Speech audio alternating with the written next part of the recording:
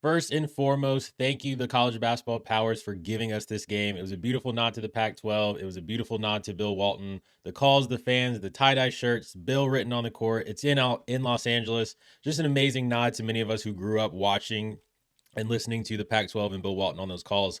And let's start with Arizona because they won 69-65. And I think legitimately they probably should be the number one ranked team in the country. They feature a really good team with a mix of veterans, super talented freshmen, and having a sixth man like Del Orso, who will probably start games from time to time, maybe for Arizona this year, and would start for many really good programs across the country.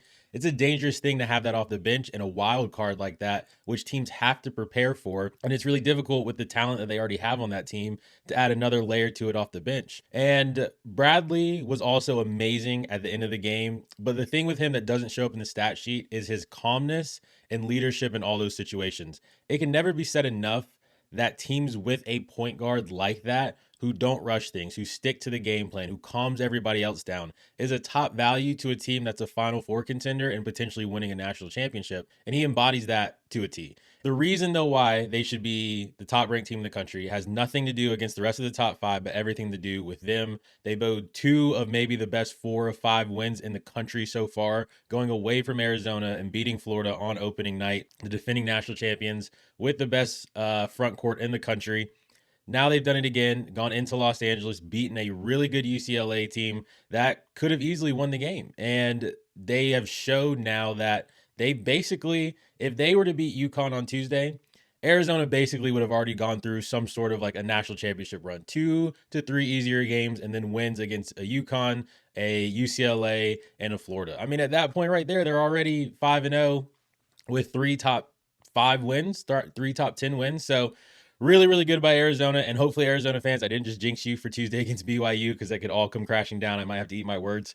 But all in all, though, they have had a great start to the college basketball season. And if they pick up a win on Tuesday against UConn, it just adds another layer to it. Anthony Del Orso was great off the bench tonight, 20 points. But to be fair, this isn't the biggest surprise. He started 28 games for them last year, shot 41% from the three-point line. And I'm in North Carolina, and I remember him at Campbell and seeing him give the CAA buckets on a night-to-night basis, including the game against UNCW where I think he had like 34 points, 35 points, and they won in double overtime. So he can score, he can do it in bunches, and he basically saved the Wildcats specifically off the bench tonight. And that move in the first half just shows the basketball IQ and the savviness. He's hit 2 threes. The Arizona defender closes out just because he gives him the look up like he's about to shoot it, puts it back down on the ground, reverses, goes to the other side and makes a bucket. Really, really impressive. Now for UCLA. Even with this loss, I really like this UCLA team. Dent is one of the best guards in the country. And shout out to the Lobos in Mexico for his time there. He's right up there with Braden Smith in that elite point guard level in the Big Ten. Bradley's up there too. And they might have one of the best backcourt combinations with Clark and Dent when they're on. Tonight they weren't great, but I think Dent showcased the passing ability. He had 8 assists, a couple turnovers. Should have had more assists, but UCLA missed some wide open shots and some bunnies. But the two things that stood out to me as the difference in this game was the bench scoring. Arizona played 3 kids off the bench, produced 28 points. Now, Del Orso was obviously a big part of that. But that's a third of the team's total points that Arizona had came off the bench. UCLA played 4 guys off the bench, only had 3 points. And in games that are really physically tough and daunting like that, where it's a full 40-minute, basically fisticuff match, the bench becomes so important because you're trying to buy your starters just a little bit of time, just a little bit of a breather. And UCLA wasn't quite able to do that at the level that Arizona was. And I think that is a reason of why it willed out in the end. And Arizona was, they were tougher. They were tougher throughout the game. They delivered more body blows. They delivered more punches. Also hurt UCLA was they took, in that last 5-minute stretch, they took some really, really tough shots. The ball was not swinging the way it was and through the first half run that they had, and then that run they had in the middle of the second half.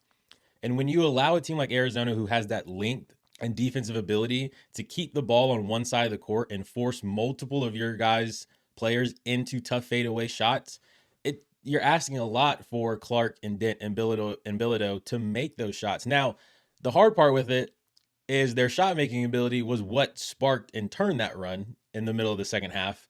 But again, it shows as the game tightens up and you get to that last 5 minutes, you've got to be on your P's and Q's. I think Arizona did that just better than UCLA did, which is why we saw the game flip. UCLA is a player in the Big Ten. I think they'll still be a top 4, maybe even top 3 seed when we get to March. I think it's important that you also give Mick Cronin some credit and his flowers for putting not only a skilled team and bringing these guys in from the portal, but a physically tough team who's going to be up there with everybody throughout the season. And the media was killing him last year, even some calling for his job. Specifically, the comment from Jay Billis about Mick Cronin questioning his guys and saying, I'd like to see Mick Cronin get a rebound against his players now, which is just extremely stupid. It's a dumb comment. And if you look at Billis and his time at Duke, it's like, at what point was Coach K grabbing rebounds from Zion and Carlos Boozer? So it's just, to me, it's dumb when the media takes these personal shots at guys when their job as coaches is to motivate and put a physically tough team. He didn't have that group like that last year. This group looks way better. I think they're going to still be solid. Arizona looks like a 1 seed. I think UCLA again is a top 4 seed in March. Both teams weren't at their best tonight, but the physicality was there, and that's always going to travel no matter where you go.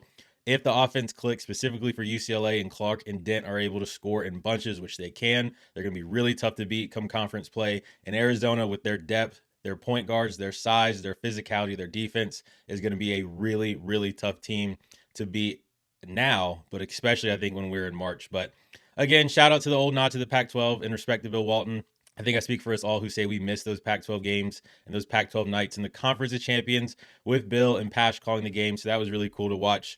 Yeah, subscribed, hit subscribe, enter your name in the portal. Stay with us all season long. We'll be back. And thanks, guys. See you on the next one.